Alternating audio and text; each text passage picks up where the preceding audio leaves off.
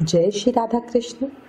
देखो, जीवन शतरंज के खेल की तरह है और ये खेल आप अपने ईश्वर, अपने प्रभु, अपने परमात्मा के साथ खेल रहे हैं। आपकी हर चाल के बाद अगली चाल वो चलता है। आपकी चाल आपकी पसंद कहलाती है और उसकी चाल आपका परिणाम कहलाती है। याद रखना, इसलिए अच्छा करोगे तो आपके साथ भी अच्छा ही होगा। अब अपने ठाकुर की कृपा और अच्छे व्यवहार का एक फल का क्या फल मिलता है, उसकी एक बड़ी सुंदर सत्य घटना का प्रसंग सुनो। कलकत्ता में सर कैलाश चंद्र बसु प्रसिद्ध डॉक्टर थे। ये घटना आजादी से पहले 1935 की है। सर कैलाश चंद्र जी श्री कृष्ण के अनन्य भक्त थे। परिवार में वो और सिर्फ उनकी माता जी थे। उन्होंने शादी नहीं की थी। एक समय उनकी माता जी की तबीयत बहुत ज्यादा खराब हो गई। उन्हें सांस की बीमारी थी। श्री वसु महोदय ने देखा कि माता की बीमारी बहुत अधिक बढ़ गई है, कब प्राण चले जाए कुछ पता नहीं। वो अपनी माता जी को लेकर बहुत परेशान भी थे और दुखी भी थे। डॉक्टर होकर कोई हमारे सामने यूं तड़पे तो मन व्याकुल होता ही है, और ऊपर से वो तो उनकी माता जी थी। माता जी की हालात समय के साथ और ज्यादा खराब होते जा रही थी। वो अस्पताल में एडमिट नहीं होना चाहती थी। वो कहती थी कि जितनी भी सांस है बस वो मैं अपने घर में ही लेना चाहती हूँ। अब एक दिन क्या हुआ, एक दिन रात का समय था। कैलाश बाबू ने बड़ी नम्रता के साथ माता जी से पूछा, माँ, तुम्हारे मन में किसी चीज की कोई इच्छा हो तो बताओ, मैं उसे जरूर पूरी करूंगा। उनकी माता जी कुछ देर तो चुप रहकर फिर बोली, बेटा, उस दिन मैंने मुंबई के अंजीर खाए थे। मेरी इच्छा है कि अंजीर मिल जाए तो मैं उन्हें खा लूं। उन दिनों कलकत्ता के बाजार में हरे अंजीर नहीं मिलते थे।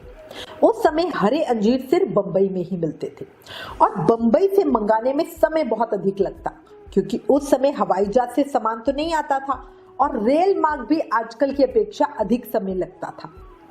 कैलाश बाबू बड़े दुखी हो गए। माँ ने अंतिम समय में एक चीज मांगी और मैं माँ की उस इच्छा को पूरी भी नहीं कर सकता।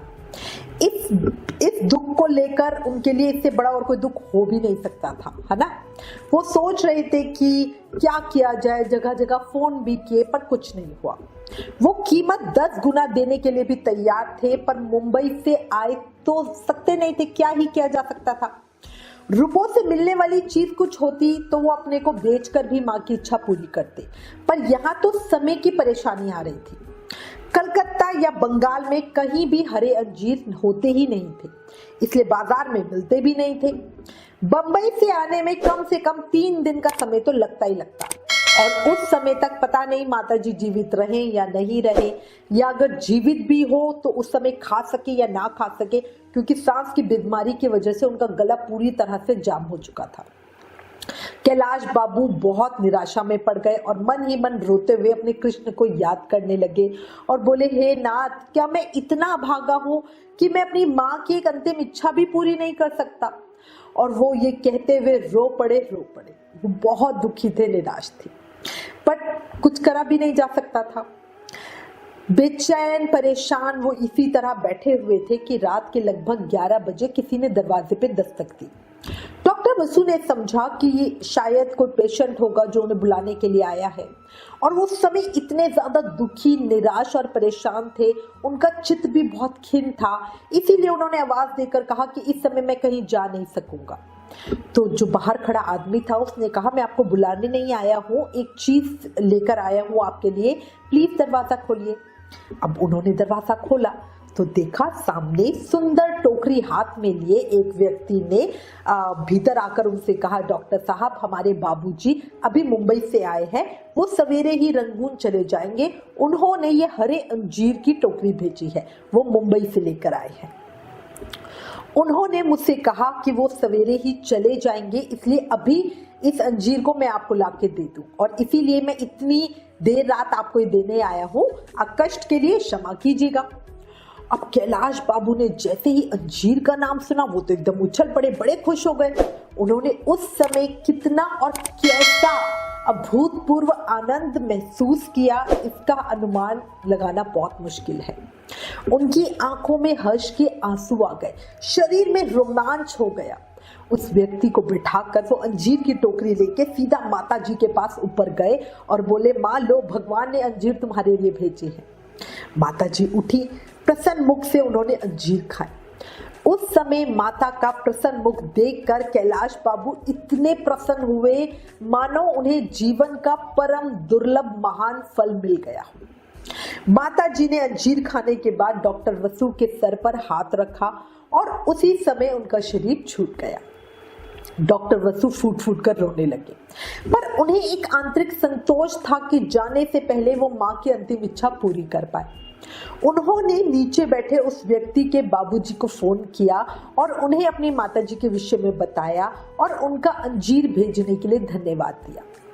वो सज्जन डॉक्टर साहब के एक पुरानी गुजराती मित्र थे जिनका फार्म कलकत्ता और रंगून में था। वो डॉक्टर कैलाश बाबू के बड़े प्रेमी थे क्योंकि कैलाश बाबू ने उस समय उनकी मदद की थी जब उनको कोई पूछता नहीं था, उनके पास बिल्कुल भी पैसे नहीं थे।